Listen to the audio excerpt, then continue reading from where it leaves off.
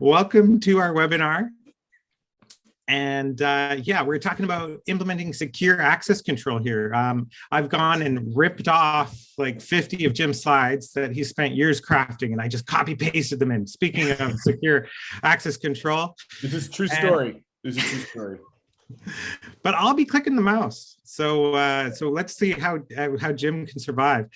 Yeah, let's rock and roll here. It is 9:02, so I think we've got everyone that is going to be here on time. So next slide is just introducing us.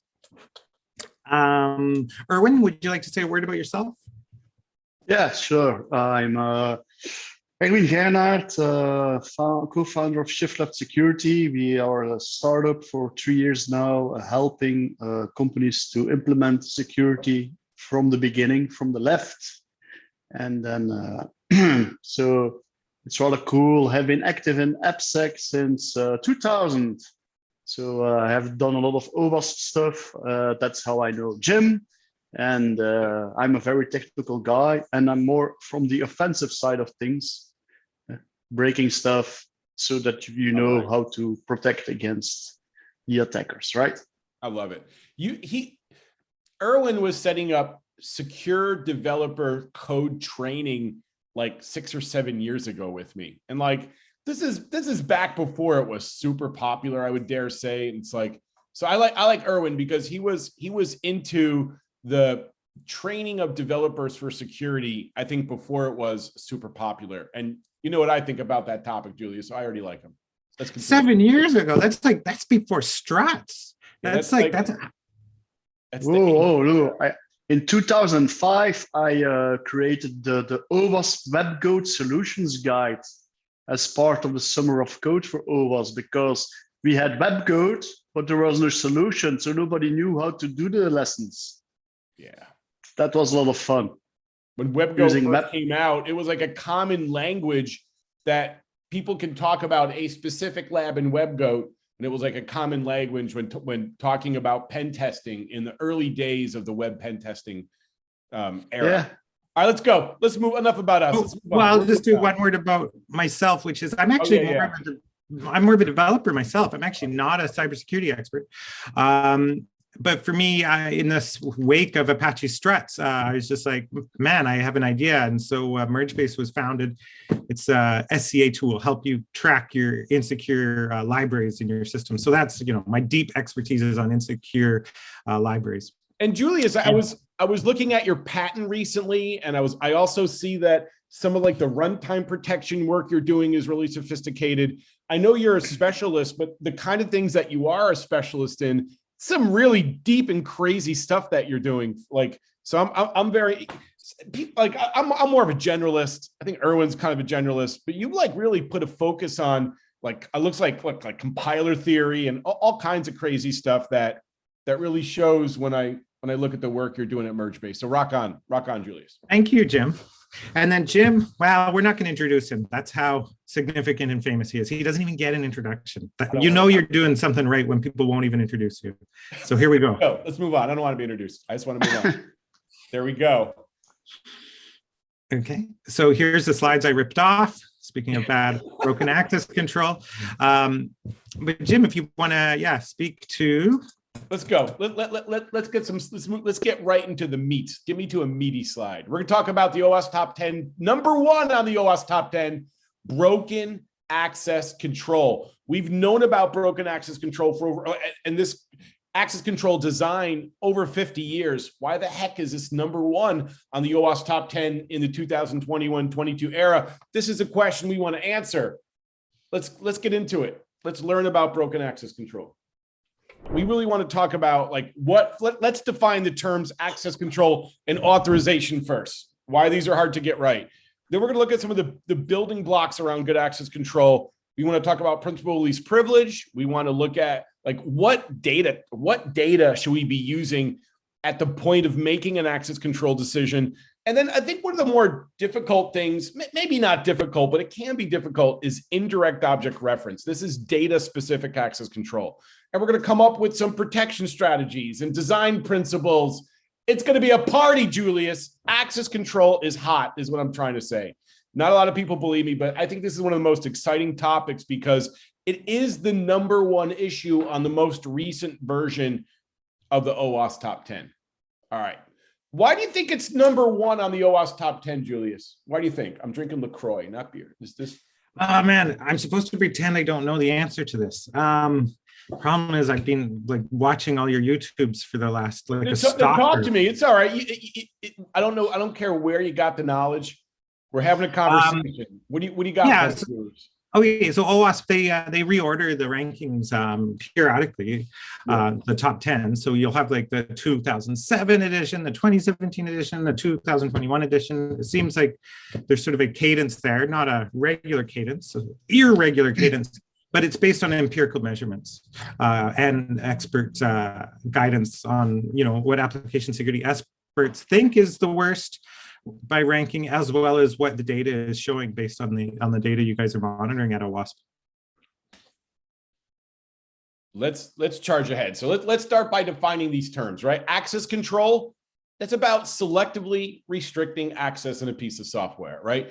Various features and various like resource access, it's going to require permission to access. And that's what authorization is. It's when you're giving permission to a certain user or other entity to access certain features or data. Again, that's authorization. So access control is about the act of restricting access, and authorization is when you give someone access to certain part of your software.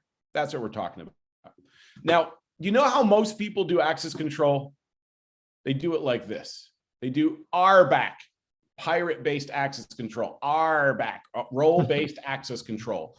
We're checking usually in a hard-coded way what role the user is, right? And this is a policy enforcement point somewhere in my software where I'm going to check if the user is authorized, if they have permission, if they're authorized to execute this feature.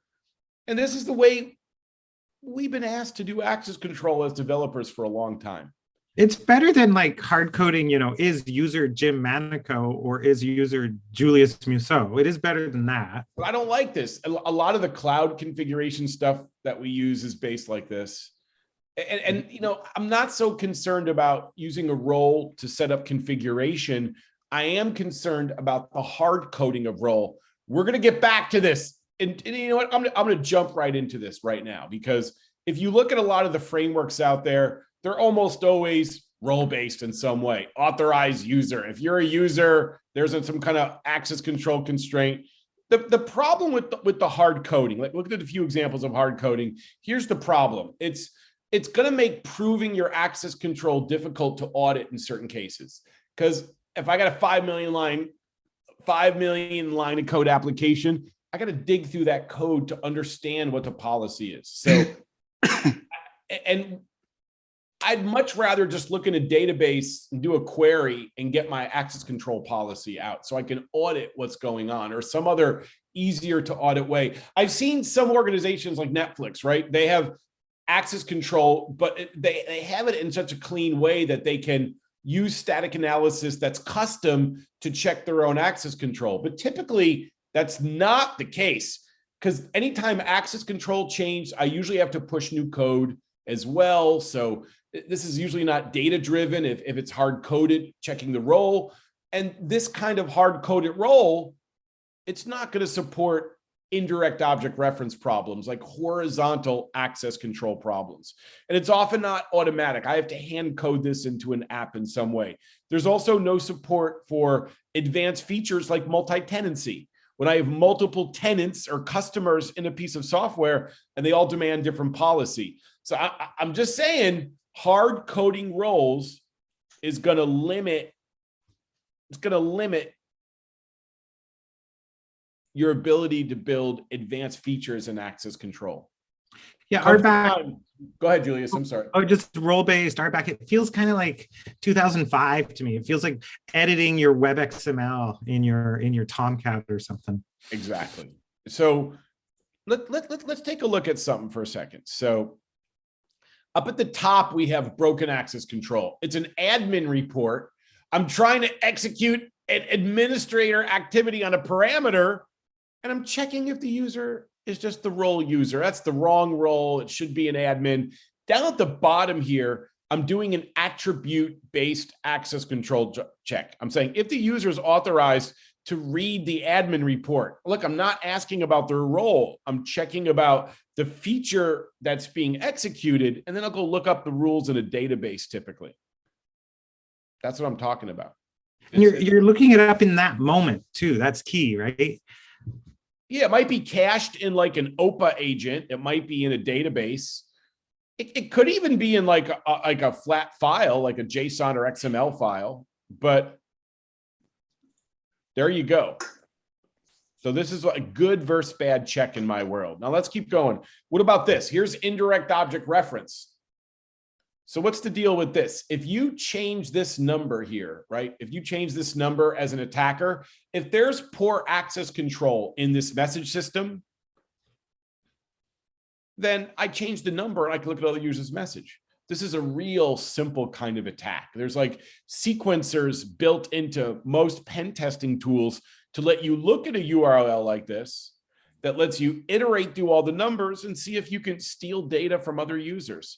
This is a really, really common problem in software. And so here's an example of this being vulnerable, right? If I was like, if the user is the role user and I still execute that query, that's not really a good access control check. We're just checking if the user is logged in and they're the user, basic user role. If that's the case, they can look at any message just by changing the number. So this is, even though there's a role check in front of the query that loads this message, it's broken. You see the user, yeah, the user might not be entitled to that particular object. However, you know, in our last talk about cryptography, we were saying, you know, if you're generating IDs, just use 256 random bits and generate 256 random IDs. So if you're, I mean, if you were doing that, if you had random 256 bit ID, damn you no. No, I don't back that. I don't back that. Here's why. When you put sensitive data in a URL, it's going to leak over bookmarks, browser history, refer headers. You might cut and paste the link. That's not access control, damn it. That's just like a hard-coded secret or something in a URL that's still leaked. And if I can get to that secret and I can get to the data, even if I'm a different user, then that's still, it's a little more difficult to compromise. 256 still broken access control. You can't iterate over them. Erwin, help me out. Back me up, man. Back me up. No. The problem is, if you send the IDOR parameter in the URI, like in this example, it will be cached by the browser. But what we have seen, and that's becoming a big problem nowadays, on every machine, you have like this anti-malware solution. And what they're doing, they send every URL with all the parameters to a cloud, and that downloads the data to see is there malware in that web page, right? So if you have sensitive information that they can download, bam. Erwin, give me a high five. Give me a high five. Give me a hug. Give me a hug. Give me a hug, Erwin. Give me a hug. Oh, there we go. There we go. Hug. Erwin's been doing access control, like attacking for like 20 plus years. And he just nailed it. He's like, yeah, you have a URL, you have a secret in the URL, you just, that stuff goes to different safe browsing APIs and other plugins. That stuff leaks like a sieve, Julius. That's not real access control, but I'm gonna come back. I'm not just here to heckle you and give you a hard time, Julius. I'm here to help inform. I use 256 bits. No. Don't put hard-coded secrets in a URL and think that's access control, damn it, because it leaks everywhere. Other users steal your little token on the URL and boom, they got your data. We're not going to put up with that. We're going to do a better strategy. So I've showed you how access control is broken. My question is, why is it still difficult? Two things. Just in general, it's difficult for developers to build. Like I just showed you an example of a role check that still leaks data. And also the frameworks that we depend upon, they don't have detailed access control functionality. I often have to build this stuff. The more difficult checks, I got to build it myself. Damn it, Julius. I got to build it myself. I don't like that. Also, we've been told by the DevOps world, by the Gene Kims and all the DevOps, like all the DevOps evangelists out there, And they said, just use DevOps and all your problems go away. Guess what? And the heart of DevOps is running automated scanning tools, and automated scanning tools are shite at finding access control. Shite. I'm using some Irish. It's shite, I tell you. Is that your experience, Erwin, as a penetration, as an attacker and as a automated scanning tools can't find access control problems. Gauntlet on the ground. What do you got for me, Erwin? Yeah, so they will find, for example, paths where you don't need to authenticate it. For example, you can say, I have a sitemap of a web app and I just remove the cookie. And then there's the session. And if I can access the URL, it will say, oh, bam, it's an authorization problem. But having logging in as Jim and trying to access Julius, his data in an automated way, that is impossible with a tool. You can do that. What you can do is create this authorization map and then compare them, but you need to do that manually, right? That's the pen tester, his skills to see what is possible. Of course, from an IDOR perspective, if you know that there is a parameter which is numerical and you can try to automate it using automated tools, like this, and then suddenly you see somebody else, his data, then you know that's a problem. But that, again, it depends on the web app. And if you're using CSRF tokens, then the automated tools will have a hard time of testing that. Is there anything cooking these days, like some super genius tool that just magically? No. Because Julius, you got to go to the heart of this matter. Access control is custom to every app.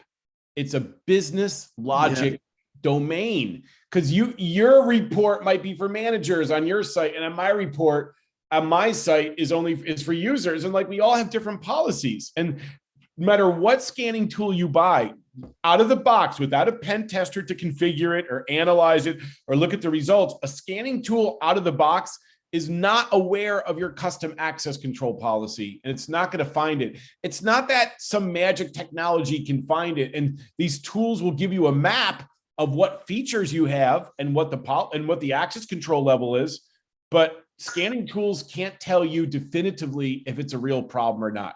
Do you believe me now, Julius? Do you believe me that the DevOps world has failed us when it comes to access control? Are you a believer now? Yeah, great. Like this piece of data, I have 1 million pieces of data. I have 1,000 users or 10,000 users, right? It's a many to many. So it kind of, it makes sense to me that an automated tool is not going to And the developers, they're not helping. because they invented JavaScript and API, REST API. So now you log in a web app, right? And then you have JavaScript that is connecting to api.webapp.com using not cookies, but using DIBR tokens. And then it's becoming so complex, and that you have now front-end developers, you have back-end developers, you have the DevOps guys, and they all think, hey, that guy will implement access control. And then you have that other problem where it's the main thing that the developer cares, right, is that it works. But access control is the opposite. Like access control, you want it to not work, right? When the bad things happen, make sure it doesn't work. But the developer, they just want it to work. They need to get it to work for their users and for their managers and for their stakeholders. And what they need to do is write abuse cases in an automated way. For example, I log in as Jim. Can I access Erwin his data? If that is successful during the unit testing, then you have a problem.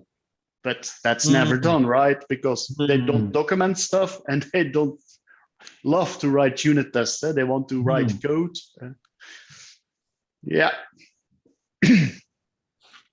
All right. Yeah. Let's take a look. I'm the bad guy at my shop. My unit tests are a little bit on the light side, but don't tell anyone. Now let's take a look at this. I want to look at defense. Remember, we were talking about indirect object reference, where you just change a number on a URL and you're able to iterate, right? And even with the CSRF token, I can still do this. I can write just a little bit of script that 256 bits. That grabs the CSRF token and replays it. And I can even iterate through all these numbers, even when there's CSRF in play. But now check this out. Here's like one example of a fix. There's a query, select ID data from messages, where the message ID is the first parameter, the message ID that the user has in the URL. And then I check if the sender or the recipient is the user ID. And this is like server-side code that's checking if the user is logged in and adding the logged in user ID to this query so only a sender or a recipient can read the message. This is the kind of thing I need to do to stop indirect object reference, to do data-specific access control. While it doesn't look that difficult, this is rarely built into our frameworks. Our developers have to build this like one feature at a time, or we have to build our own custom framework to handle this. That's typically the case, but this is an example of a possible fix to indirect object reference problems. To me, this fix is a bit of a nightmare from a software engineering perspective. From a cybersecurity perspective, from an application security perspective, it makes sense. From a software engineering perspective, we're taught to avoid, tight coupling, right? And oh man, this is just coupling the shit out of it on every layer of your application, right? It's don't fear the Reaper, Julius. Here's why this is good though. It's super efficient. I'm doing this I'm doing access control at the lowest possible level at the data access layer. So even though it feels like some tight coupling, I want tight coupling when it comes to access control. I don't want, in this example, you can't retrieve a message unless I know who you are and you are the right user for this message. And that tight coupling, although it may violate like MVC or some fancy pattern that you care about, it's providing integrated access control at the lowest layer of data access. And that makes building a secure system and as a secure architecture component, it's beautiful. Don't fear the Reaper. This is good, a good way of integrating security into your data access. Erwin? It's also related to the fact that your database is identity unaware. You connect to your database as a system user and you don't do a logon on behalf of Jim or Erwin.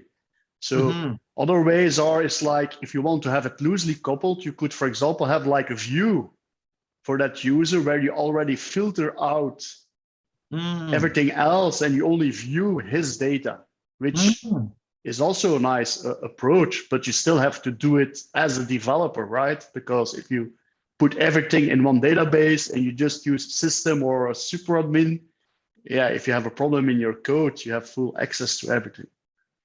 Yeah, and I've never seen a database connection that wasn't basically full read on everything in the database. Or full read write, right? Like that's the way people do it. You don't want to have 1,000 different database connections, one per user using your system. That's performance-wise, it's ouch, and also it's very expensive because sometimes named users in an Oracle database, or you have to pay per user, and then if you have like 1 million users, you only make Oracle rich, and we don't want that, right? Yeah. So cool. I still think integrating access control at the lowest layer of data access is the way to do it when I can get away with it. Let's look at some other best practices here. Now check this out. This is a little bit different, but I always see these workflow sequences abuse problems, especially in e-commerce, where I'm like choosing a certain data package. I'm going to customize that data package, damn it, Julius. Then I'm going to make my payment, and then I'm going to download the data. Now, this is not as easy a question. There you go, Dr. Evil. So which one of these steps would the attacker like to skip, first of all? Which is obvious, the step that the attacker doesn't want to do? And the third step. Yeah, make payment. Avoid the payment. The attacker doesn't want to make a payment. They're going to skip that step, download the data, and circumvent a business logic workflow. Now, here's a different question. Which one of these steps is actually dangerous to the business? Which one of these steps, if abused, can harm your business in some way? Maybe the second one? how does customizing a package hurt your business? You're just customizing it. It's like online, you're adding colors or adding something to a purchase. Oh, okay. Which one of these can I actually steal or harm your business? Is choosing a data package harmful? I don't think so. Same with customizing. If someone gives you money, is that a problem? I don't think so. If someone downloads data without proper authorization, damn it, is that a problem? And the answer is yes. I bet Oscar is watching going, Jim, stop swearing at Julius. Damn it. I'm sorry, Oscar. Sorry. He swears at me too. Don't worry about it. Oh, Oscar. Okay. I feel better. That was really funny, actually. So if I can download data without the proper payment, that's where I harm the business. That's where I steal from you. So when I've looked at really big sequences where a lot was going on, it was hard to lock down. I would just lock down the danger points, any kind of step that could actually hurt the business. That's where I double check that everything else was done. But this is just another layer of access control where the attacker can skip a step in some way and control the sequence and evade certain checks along the way. There you go. My advice, protect the steps that will hurt the business. I'm going to move on. So what else do we got here? So this is what I think of as one of the most important ways to enforce access control in my code. There's a lot of different ways or different layers where I can do this, but what I'm basically saying is if the current user is permitted to drive a certain vehicle of a certain number, and I want you to compare this to hard coding the role. The role is some characteristic about the user, and I'm going to have to change, it's the actual policy. In this case, when I say drive Winnebago of a certain Winnebago ID, that's the activity and the data being accessed. So it's a different kind of enforcement point that lets me do some really flexible things, adding more advanced features, because this is not the access control policy itself. What this is just the name of the feature and the ID of the data. So we understand what's being accessed, then we'll go look this up in a database.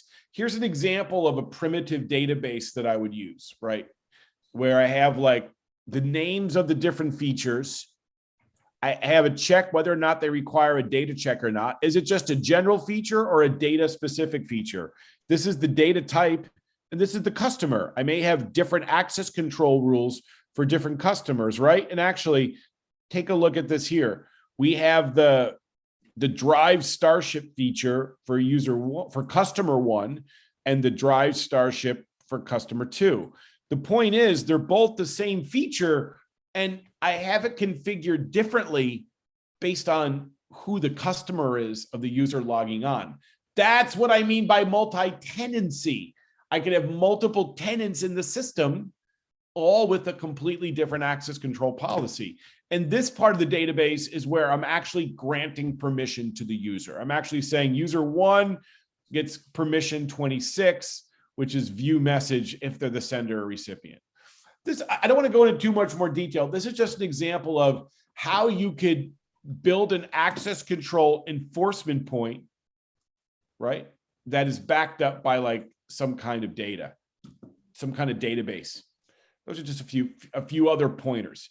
Go ahead, please. Sure. I was thinking of talking a little bit how we've implemented this at Mergebase. I mean, we kind of just, it almost feels like cheating, although it's an expensive way of cheating, is that we just run separate databases per customer. And then we run a separate database just for our admin activities as well, right? And then the actual sites themselves are also isolated VMs. So like this VM is for this customer, and it can access this customer's database, and it's all like coded into the database connection center. That's doing multi-tenancy through sharding. And now you have an infrastructure where you're running like X number of infrastructure environments per number of customers that you have.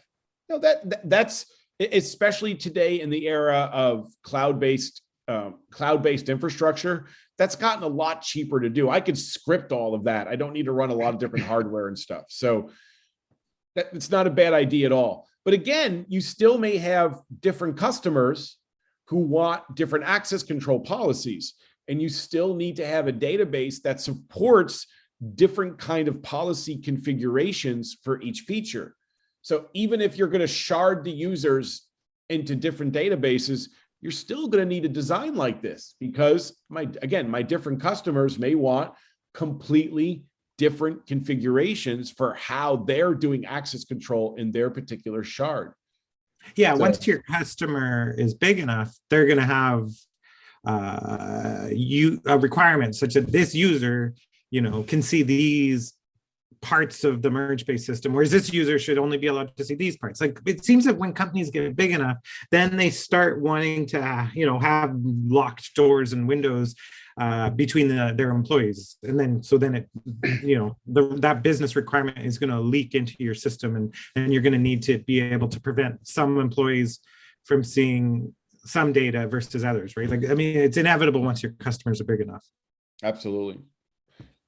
Here's another example of where I've seen advanced access control built. This is a system called CanCan, right? And here's like the policy. Let's start by setting the policy. I'm going to say, we want to allow a user to view a post only if it's public. And down here we say, we're going to allow a user to edit or delete a post, but only if the current user is the author right there. That's a pretty sophisticated rule that's needed when you have indirect object reference problems. And then in that actual post, I'll just say, can the user view the post? And these are the rules that will determine whether or not that's true. Julius, I don't like programmatic access control. I don't like my access control to be hard-coded in code. Some people do like that. Other systems support this, and that's okay. But I like to be able to push things to the database. So I tend to use designs I showed you earlier.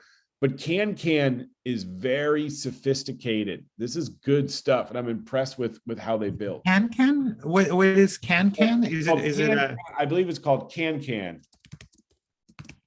I'm gonna see if I can find this. CanCan. What do we got here? Yeah, the CanCan community. So what's going on? CanCan community. CanCan. There it is. This is the authorization gem for Ruby on Rails. There's adapters for other systems as well. I like CanCan because it's something that lets me build, again, a sophisticated rule that says a user can only edit or delete the post if they're the author. I like that. I like that kind of rule. That's the kind of rule I need to defeat indirect object reference problems that we were looking at earlier, right? That we were looking at earlier. You know what? I'm still upset at something. I'm still upset that Oscar yells at you, Julius, but that's all right. Remember this problem we looked at earlier? That's just, if you found a startup, you're going to be yelling at each other now and again. That's how it goes, right, Erwin? I have the startup and my wife, so we don't fight. Okay. Well, you start the business with your wife? Yeah. Well, this is great. You don't need to fight because you get to work with your wife. You already won because you get to hang out with your wife. So you're doing. Oh yeah, that's brilliant. That's brilliant. Yeah. So she's a coder. She is it? Is she an engineer then, or a No. She has a master in crime because we deal with cyber crime, right? I've met her before. She's a lot smarter than Erwin, even though that's true. She's a lot smarter. She's a lot more attractive than you are as well, too. Yeah, she has more hair. So take a look at this. I want to talk about. I can't believe I actually said that. I'm sorry. It's true. But I should have been nicer to you, Erwin. I'm sorry. When I'm in the middle of making an access control decision, I want to understand what data I should be looking at, right? And so I'm gonna pull some data from the request from the client, and I'm gonna pull some data from the server in a database or other kind of mechanism. So the data that's coming in from the client is gonna be like the JSON web token or the session ID, and I'm gonna be sent, and possibly inside of a JSON web token, there may be access control rules. If I'm doing more of a server-side session-based system, then I'll keep those rules on the server. But I digress. I need to know the feature name. I need the ID of the element or elements being acted upon, and I need the data. I need the data, either the new data or whatever modified data that's in play for this particular action, like data for a transaction of some kind. Now that's what's being sent from the client. On the server, I got to verify that session ID. I got to verify the signature of the JSON web token to make sure the current user is truly properly authenticated, right? Then I'm going to look up them. What's that? Yeah, to make sure that it's really them, that they are really them. So all access control starts with an authentication session check. So now that that's good, I want to look at the feature name. I want to look that up in my database to see what the policy is for that feature. And I pull down the access control for that feature. And then I look up the user, because I know who the user is.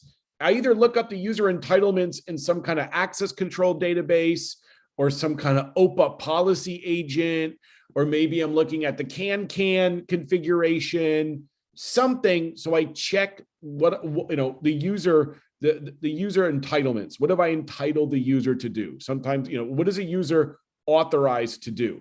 So I want to make sure I'm getting that policy information from a trusted source.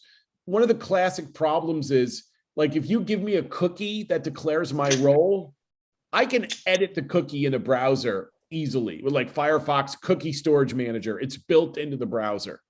So that's just that's the last little bit. Okay.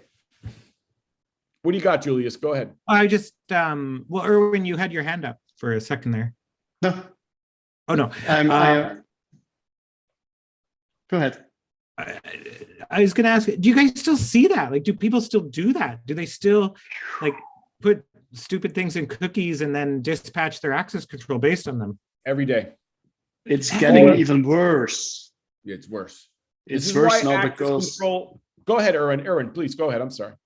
The GWT tokens are a disaster. That's cookies on steroids, because normally a cookie was just a session ID, and then you had like server side, the check, and you get everything from the server side session, right?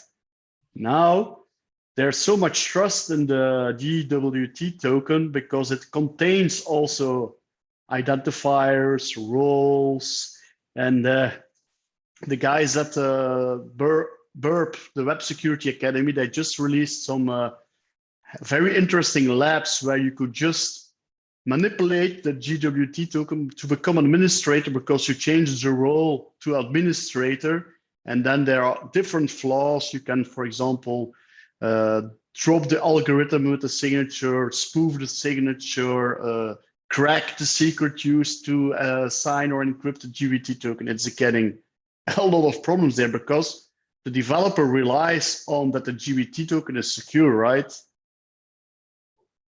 And if you're using something, there we are. This is why access control, I agree with you, Erwin. This is why access control is number one.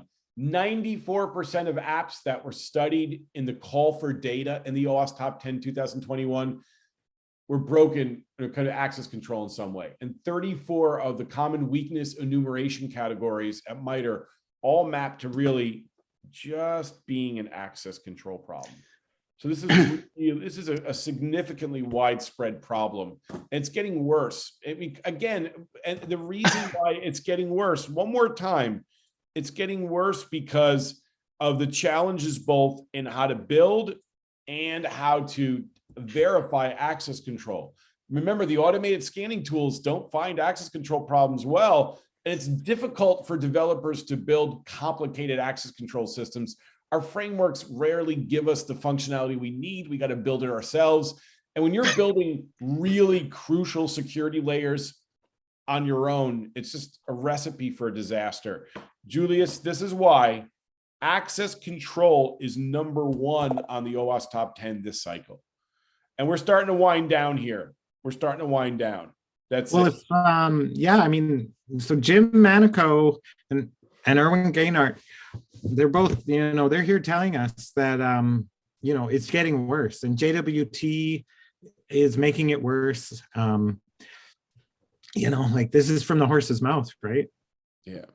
You guys are on the front lines. I'm definitely a horse. Definitely a horse's mouth. There you go.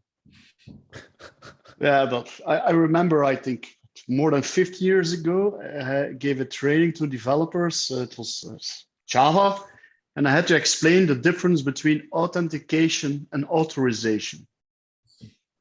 Meaning that if you don't know the difference, right, how can you build a secure application with all this access control custom for that environment? Then it becomes a very big horse. Microservices probably can't be helping either.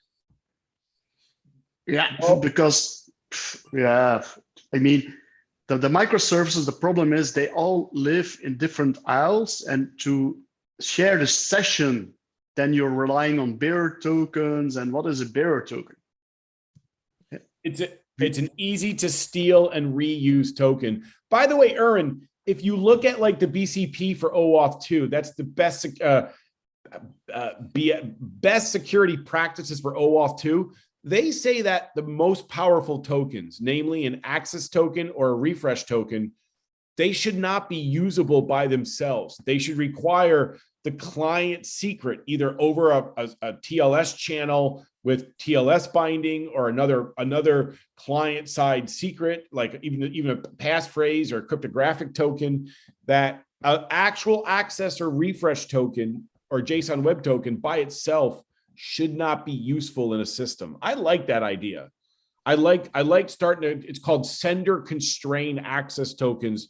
Just a little tidbit from the, in fact, I'm gonna go look this up with you. Watch this, just to give a little extra, right? I'm gonna show you how I find this. So check this out. So I'm gonna share out my screen here. Yeah, one of the main standards that deals with tokens is OAuth 2. So there's my DuckDuckGo screen. I'm gonna go to OAuth 2 Security Working Group. I think it's called the BCP group. Let's see if I can find this. There it is. Boom.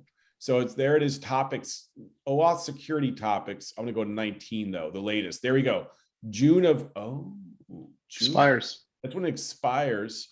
December 2021. It's not expired yet, damn it. We got 2 days. No, the reason why it's not expired yet is they're turning it into an RFC.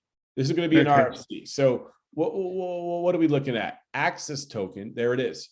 A sender constrained access token scopes the applicability of an access token to a specific sender. This sender is obliged to demonstrate knowledge of a certain secret as a prerequisite for the acceptance of that token in the resource server. I love this.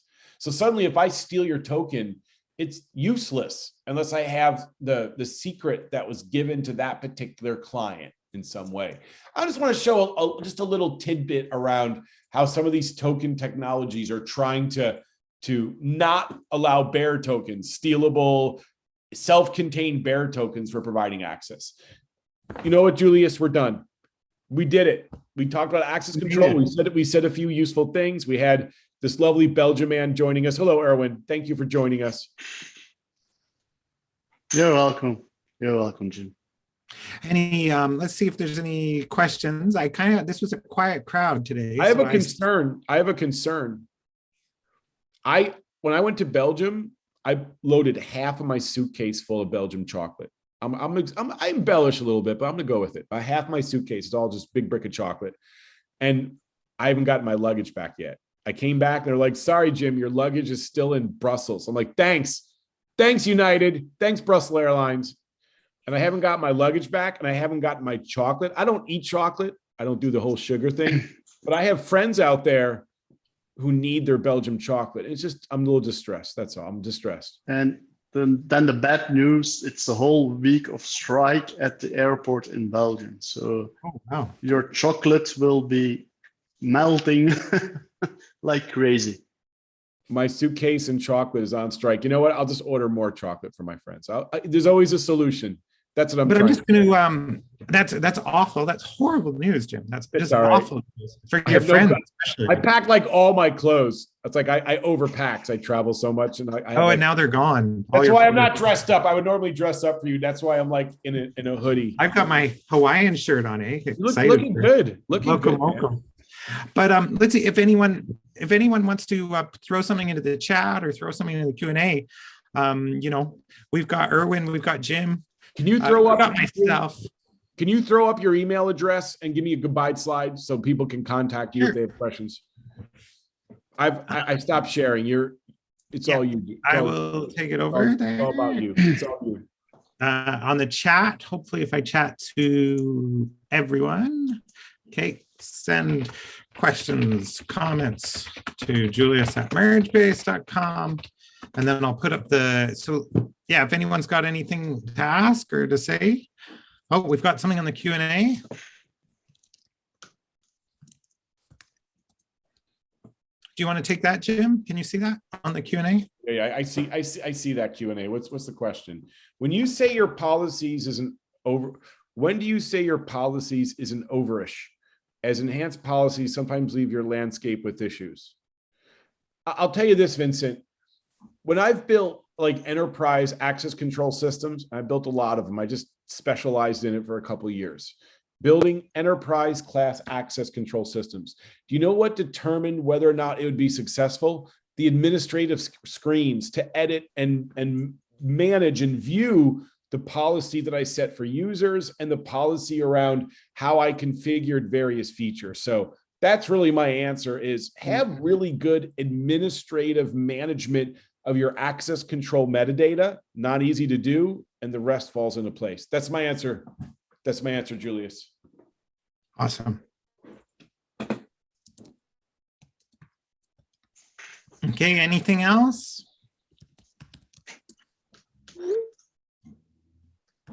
Okay, so there's our emails. Send us a note. Love hearing from everyone. And yeah, in about 3 weeks, I'm doing a webinar with Dr. Baljit Malhotra at teaslab.com, startup focused on API security.